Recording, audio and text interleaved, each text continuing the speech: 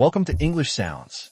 English Sounds is your go-to channel for improving English while feeding your mind with positivity and motivation. We focus on mindset growth, success stories, motivational podcasts, English listening practice. Our podcast episodes help you improve English fluency, understand real conversations, and get inspired all at once.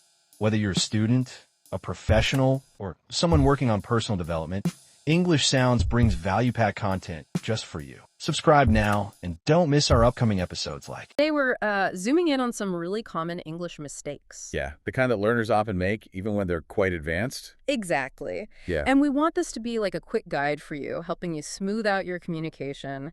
We looked at some great examples, actually, from a language learning resource focusing right on these errors. And the goal is simple. To help you spot them and, fix them. Because getting these basics right really helps people understand you clearly. It makes a huge difference. It absolutely does. Spotting these patterns, fixing them.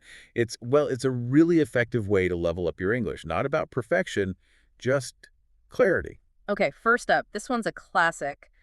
I am agree. We hear it a lot. Yes. So what's going on there, grammatically speaking? Well, the main thing is that agree is the verb. It doesn't need a helper verb like am in the simple present tense. Right. It works just like no. You wouldn't say I am a no, would you? Precisely. You just say, I know. Same logic. So the correct way is simply, I agree. Straight up. I agree. Got it.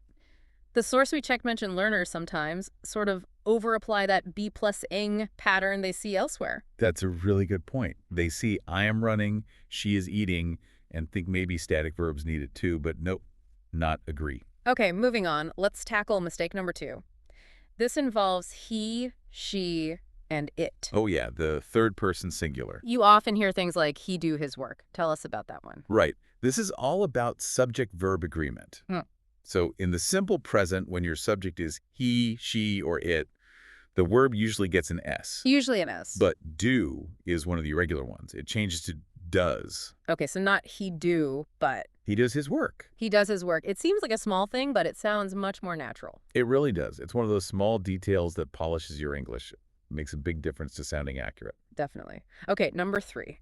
This one involves the past tense, specifically after didn't. Yeah. The classic I didn't went. Exactly. I didn't went to school. Why is that incorrect? So didn't is short for did not. And did already signals the past tense. Okay, so did is doing the heavy lifting for the past tense. It is. So the verb that comes after it needs to go back to its basic form. It's infinitive without to. The base form. So instead of didn't went, It should be didn't go. I didn't go to school, Yeah. because did already made it past tense. You only need one past tense marker. Exactly that. Didn't handles the past, so the next verb is just its simple base form.